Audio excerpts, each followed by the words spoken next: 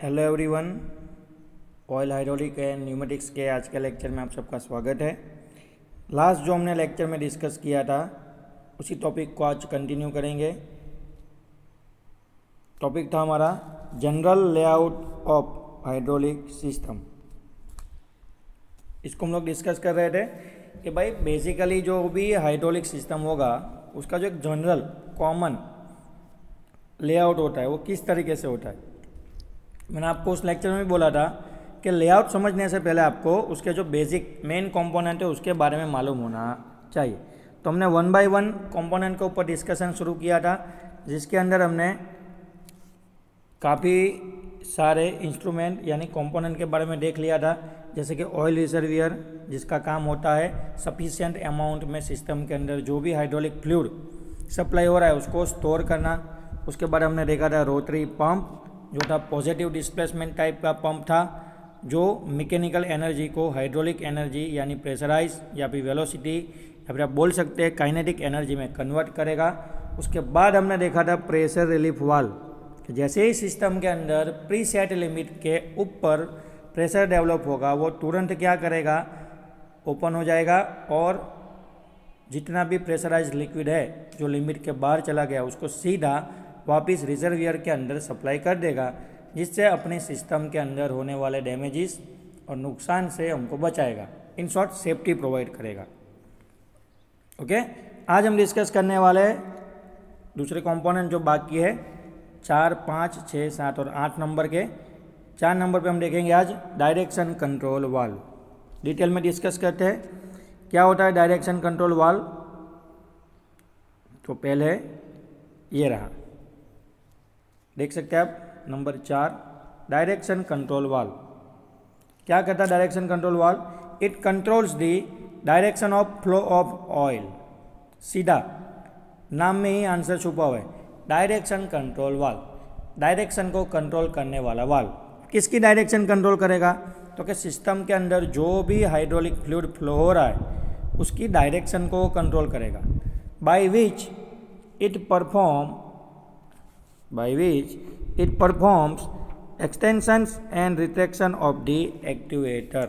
मतलब जो भी हमारा एंड इफेक्टर है, एक्टिवेटर है, जो लास्ट में काम कर रहा है, उसका एक्सटेंशन यानी वो जब खुलेगा और रिट्रैक्शन जब वो बंद होगा तो उसको कंट्रोल करेगा एक्टिवेटर को। कौन? Direction control valve. आइए आपको दिखाता हूँ किस तरीके से काम हो रहा है। तो आप यहाँ पे देख सकते हैं फिगर में एक डायरेक्शन कंट्रोल वाल्व दिया है। अभी एक एग्जांपल है, डिटेल में जब हम आगे बढ़ेंगे तब मैं आपको समझाऊंगा। आप देख सकते हैं यहाँ पे पढ़ाई में आ रहा है 4/2 यानी 4/2 डायरेक्शन कंट्रोल वाल्व। अभी है ना ये आपको ये 4/2 अभी इग्नोर करना है, क्योंकि ये है ना ये प्रकार का डायरेक्शन कंट्रोल वाल्व है। जैसे 3/2 होता है, 4/2 होता है, वो मैं आपको जब चैप्टर आगे बढ़ेगा तब डिटेल में समझाऊंगा इसका कंसेप्ट। अभी आप सिर्फ इतना फोकस कीजिए कि यहाँ पे आपको फिगर में डायरेक्शन कंट्रोल वाल्व दिख रहा है। वो क्या करेगा?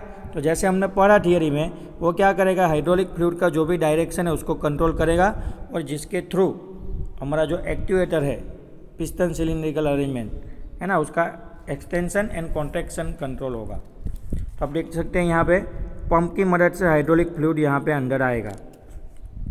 यहाँ से वो क्या करेगा, ऐसे ऊपर सिस्टम के अंदर जाएगा। ओके, सिस्टम में जाएगा और पिस्टन सिलेंडर वाली अरेंजमेंट में एंटर होगा और अंदर वो क्या करेगा, तो कि पिस्टन को धक्का देगा। कौन सी साइड? Left to right. ये हो गया पिस्टन का एक्सटेंशन। अब जब आप वाल्व को क्लोज करोगे तो वापस फ्लूइड क्या करेगा, यहाँ से एंटर होके वापस रिजर्वियर में चला जाएगा। ओके, तो पिस्टन क्या करेगा, अभी उल्टा जाएगा, राइट टू कहाँ जाएगा, लेफ्ट, जिसको आप बोल सकते हैं पिस्टन का कॉन्ट्रैक्शन। तो ये जो पिस्टन का left to right, right to left movement है वो टोटली कंट्रोल होता है डायरेक्शन कंट्रोल वाल्व की मदद से। उसको ऑपरेट करने के लिए यहाँ पे आपको लीवर दिया गया है। आप ये लीवर को ऑन ऑफ करोगे, खोलना बंद करोगे, ऑपरेट करोगे, जिसकी मदद से ये डायरेक्शन कंट्रोल वाल्व क्या करेगा, अपने आप में ओपन क्लोज होगा और स्टेप बाय स्टेप एक्टिवेटर के अंदर यानी कि जो डबल एक्टिंग सिलेंडर है उसके अंदर वो प्रेशराइज फ्लूइड को एंटर करेगा, जिसकी मदद से पिस्टन का एक्सपांसन होगा, एक्सटेंशन होगा और जब आप वाल्व क्लोज करोगे तो वो वापस लिक्विड को ले जाएगा रिजर्वियर के अंदर और सिलेंडर के अंदर प्रेशर ड्रॉप हो जाएगा।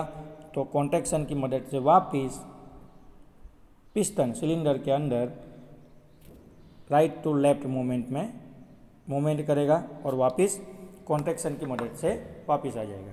तो ये टोटली जो कंट्रोल होता है पिस्टन का मूवमेंट वो डायरेक्शन कंट्रोल वाल्व की मदद से होता है। वो डायरेक्शन कंट्रोल वाल्व क्या करता है तो कि प्रेशराइज हाइड्रोलिक फ्लूइड को सिस्टम के अंदर एंटर करवाएगा, बंद करोगे तो एंट्री उसका रोक देगा। सिंपल मीनिंग है। चलिए आगे बढ़ते हैं। पांचवा कंपोनेंट फ्लो कंट्रोल वाल्व। पांचवा कंपोनेंट कौन सा है? Flow control valve. क्या कहते हैं flow control valve? It controls the rate of flow of oil by which speed of extension और retraction of actuator is control. अब थोड़ा ध्यान से देखिए, डायरेक्शन कंट्रोल वाल्व क्या कर रहा है? सिर्फ एक्चुएटर के अंदर जो भी प्रेशराइज लिक्विड जा रहा है उसका डायरेक्शन कंट्रोल कर रहा है। ठीक है, फ्लूइड का प्रेशर उसकी स्पीड कंट्रोल नहीं करेगा, सिर्फ उसकी डायरेक्शन कंट्रोल करेगा कि उसको लेफ्ट टू राइट जाना है या राइट टू लेफ्ट जाना है, ऊपर जाना है या नीचे जाना है। लेकिन जो फ्लो कंट्रोल वाल्व है वो हमारा जो भी हाइड्रोलिक फ्लूइड है उसकी स्पीड को कंट्रोल करेगा कि भाई कितनी स्पीड से उसको भेजना है। जितनी स्पीड से अंदर भेजेगा सिलेंडर के अंदर उतना जल्दी एक्चुएटर का एक्सपांसन और कॉन्ट्रैक्शन होगा। अगर आप स्पीड कम कर दोगे तो स्लोली एक्सपांसन और कॉन्ट्रैक्शन होगा। ओके, तो जितना भी पिस्टन सिलेंडर खुलेगा उसका स्पीड का टोटली आधार डिपेंडेंट किसके ऊपर होगा? ये तो कि वो फ्लो कंट्रोल वाल्व के ऊपर होगा। तो आप देख सकते हैं flow control valve hydraulic fluid का फ्लो है उसको कंट्रोल करेगा, मतलब उसकी स्पीड को कंट्रोल करेगा। तो फिगर में देखिए कहाँ पे है हमारा फ्लो कंट्रोल वाल्व। तो ये रहा यहाँ पे फ्लो कंट्रोल वाल्व। तो जैसे ही डायरेक्शन कंट्रोल वाल्व से फ्लूइड आएगा, ठीक है, तो देखिए आप यहाँ पे देखिए डायरेक्शन कंट्रोल वाल्व क्या कर रहा है तो कि फ्लूइड को दो डायरेक्शन में एंटर करवा रहा है। एक वो यहाँ से उसको लेफ्ट भेज सकता है या फिर यहाँ से वो उसको राइट भी भेज सकता है। तो ये हो गया डायरेक्शन कंट्रोल वाल्व का काम। अब आगे फ्लो कंट्रोल वाल्व क्या करेगा तो कि ये जो भी फ्लूइड डायरेक्शन कंट्रोल वाल्व की मदद से लेफ्ट साइड आ रहा है ना, तो फ्लो कंट्रोल वाल्व क्या करेगा तो कि उसका फ्लो यानी कि उसका स्पीड कंट्रोल करेगा। अब देख सकते हैं यहाँ पे ऑपरेटिंग लीवर है, तो आप नल की तरह उसको थोड़ा ज़्यादा कम खोल बंद कर सकते हैं, जिसकी मदद से प्रेशराइज हाइड्रोलिक फ्लूइड का स्पीड क्या होगा? कंट्रोल होगा। जितना स्पीड से अंदर जाएगा उतना स्पीडली सिलेंडर खुलेगा। ठीक है, जितनी स्पीड से आप बंद करोगे उतनी वापस स्पीड से वो वापस आ जाएगा। तो उसका जो प्रेशर है, स्पीड है, वो फ्लो कंट्रोल वाल्व की मदद से कंट्रोल होगा। ठीक है, छठे नंबर पे है एक्टिवेटर, है ना। जैसे इसको हम लोग बोलते हैं एंड इफेक्टर, लास्ट में काम करने वाला कंपोनेंट, क्या बोलेंगे उसको? एक्टिवेटर। एक्टिवेटर क्या करेगा? Activator produce the work. ये पूरा जो हमने हाइड्रोलिक सिस्टम बनाया तो एंड में कोई एक कंपोनेंट होगा जो क्या करेगा तो कि हमारी जो भी हाइड्रोलिक या फिर फ्लूइड पावर एनर्जी है उसको एक सफिशिएंट फॉर्म में कन्वर्ट करेगा, एनर्जी के फॉर्म में, जैसे मैकेनिकल एनर्जी, काइनेटिक एनर्जी, उसके फॉर्म में कन्वर्ट करेगा। तो लास्ट में जो कंपोनेंट है जो एनर्जी को कन्वर्ट कर रहा है, हमको वर्क प्रोड्यूस करके दे रहा है, वो कौन होगा तो कि वो होगा हमारा एक्टिवेटर। लिखा है यहाँ पे एक्टिवेटर प्रोड्यूस दी वर्क, उसका काम ही है वर्क प्रोड्यूस करना। There are two types of the activator, दो तरह के एक्टिवेटर होते हैं। एक होता है लीनियर एक्टिवेटर जो लीनियर मोशन क्रिएट करेगा टू एंड फ्रो, आगे और पीछे। ठीक है, दूसरा होता है रोटरी एक्टिवेटर जो रोटेशनल मोमेंट क्रिएट करेगा क्लॉकवाइज और anti clockwise rotational moment create करेगा। तो दो तरह के एक्टिवेटर हो गए, एक लीनियर मोमेंट क्रिएट करने वाला टू एंड फ्रो और एक रोटेशनल मोमेंट क्रिएट करने वाला एक्टिवेटर यानी कि रोटरी एक्टिवेटर। क्लियर है? Linear activator is called cylinder and rotary activator is called motor. ठीक है, तो आप देख सकते हैं यहाँ पे फिगर में, यहाँ पे आपको जो एक्टिवेटर दिखाया गया है जो क्या करेगा? लीनियर मोशन क्रिएट करेगा, आगे वाली और पीछे वाली, टू एंड फ्रो। तो ये लीनियर एक्टिवेटर है, तो इसको हम लोग क्या बोलेंगे? सिलेंडर। दूसरा एक एक्टिवेटर आता है जो क्या करेगा? रोटेशनल मोशन क्रिएट करेगा, क्लॉकवाइज और एंटी क्लॉकवाइज, तो इसको हम लोग बोलेंगे रोटरी एक्ट्यूएटर। और कंपोनेंट कौन सा होगा, तो होगा मोटर, ठीक है, जो रोटेशनल मोशन क्रिएट करती है। क्लियर है। आगे कह रहे हैं यहाँ पे भाई साहब, double acting cylinder develop force and motion. Double acting जो सिलेंडर होता है वो क्या करेगा, तो कि भाई फोर्स भी क्रिएट करेगा और उसके साथ साथ मोशन भी क्रिएट करेगा। It converts hydraulic energy into mechanical energy. Clear है। तो अब वापस देख सकते हैं, double acting cylinder force and motion create करेगा। तो ये रहा हमारा डबल एक्टिंग सिलेंडर, आप देख सकते हैं फिगर में लिखा हुआ है, ठीक है, मैं झूठ नहीं बोल रहा हूँ। डबल एक्टिंग सिलेंडर है जो फोर्स एंड मोशन क्रिएट करेगा, मतलब यहाँ पे जो पिस्टन होगा उसको वो इस डायरेक्शन में भेजेगा, आगे वाली डायरेक्शन में, फॉरवर्ड मोशन में, ठीक है। तो मोशन क्रिएट हो गई, उसके साथ साथ फोर्स भी क्रिएट होगा। तो यहाँ पे बीच में जो भी कंपोनेंट रखोगे ना, पिस्टन उसको धक्का दे के आगे भेज देगा, कितना भी वेट क्यों ना हो, कितना भी हैवी क्यों ना हो, इसको वो धक्का दे के आगे ले जाएगा। तो आगे यानी डायरेक्ट आगे ले जाएगा, मतलब फॉरवर्ड डायरेक्शन में ले जाएगा। तो आपको मोशन मिल गई डायरेक्शन के साथ, और जितना भी वेट होगा उसको धक्का दे देगा, तो आपको फोर्स मिल गया। तो जो डबल एक्टिंग सिलेंडर होते हैं वो फोर्स एंड मोशन दोनों क्रिएट करते हैं, ठीक है। और क्या करेगा वो, तो कि जो भी हाइड्रोलिक फ्लूइड की एनर्जी है उसको वो मैकेनिकल एनर्जी में कन्वर्ट करेगा। किस तरीके से करेगा, तो इसका एक इक्वेशन दिया गया है, force develop is equal to pressure of oil multiplied by area of piston. ठीक है, इक्वेशन समझते हैं किस तरीके से फोर्स डेवलप होता है। कि फोर्स सपोज समझ लो कि हमारे पास एक इतना सिलेंडर है, सिलेंडर के अंदर हमने इतना यहाँ पे पिस्टन रखा है, ये पिस्टन का रोड है। पिस्टन जो है वो हमारा सिलेंडर के अंदर मूवमेंट हो सकता है। तो ये जो इस एक्ट्यूएटर के अंदर जो भी फोर्स डेवलप होगा वो किस तरीके से होगा, तो कि भाई कितने प्रेशर से आप यहाँ से फ्लूइड को एंटर करवा रहे हैं, उस प्रेशर ऑयल का या फ्लूइड का प्रेशर और ये जो भी पिस्टन है इसका एरिया, उसको मल्टीप्लाइड करोगे तो एक्ट्यूएटर सिंगल एक्टिंग सिलेंडर या फिर डबल एक्टिंग सिलेंडर के अंदर डेवलप होने वाला फोर्स, यहाँ पे जो फोर्स डेवलप होगा उसका वैल्यू आपको मिल जाएगा। क्लियर है। तो ये छठा कंपोनेंट हो गया हमारा एक्ट्यूएटर। आगे बढ़ते हैं, आई थिंक लास्ट कंपोनेंट है, हाँ सेकंड लास्ट कंपोनेंट है हमारा, ठीक है। 7वें नंबर पे क्या है, प्रेशर गेज। अब ये प्रेशर गेज सब लोग पढ़ के आए ना, बॉयलर के अंदर भी था।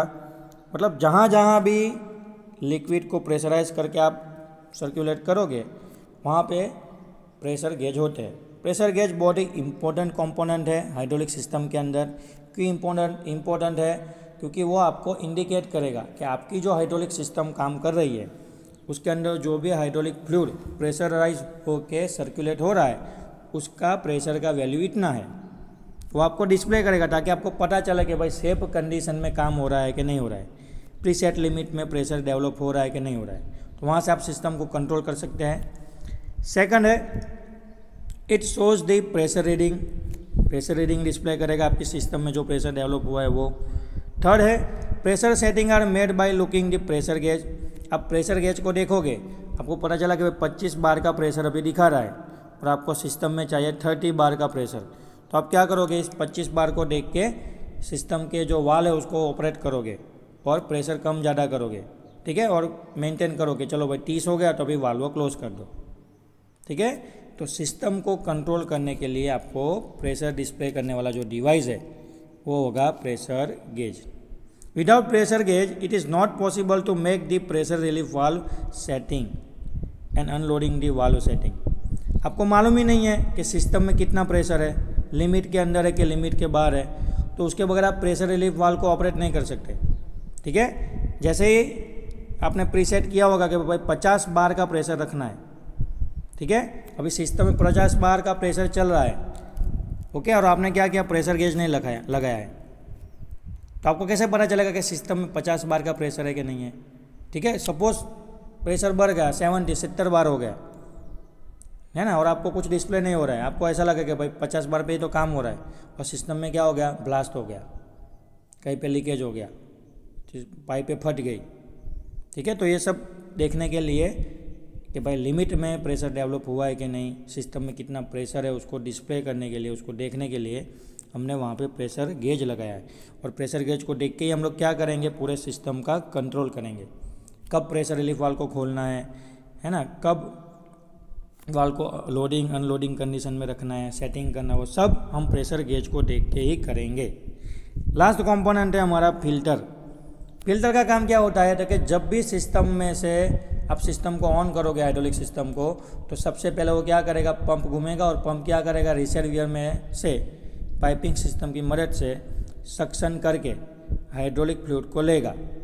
तो जब भी रिसर्वियर में से हाइड्रोलिक फ्लूइड सिस्टम में जाएगा तो कई बार उसके साथ कचरा, डस्ट, इम्प्योरिटी, सॉलिड पार्टिकल्स वो आ जाएंगे, है ना। और वो जब सिस्टम में पाइप में जाएंगे तो कहीं ना कहीं पे जाके वो पाइप को, सिस्टम को, मोटर को, पंप को नुकसान पहुंचाएंगे।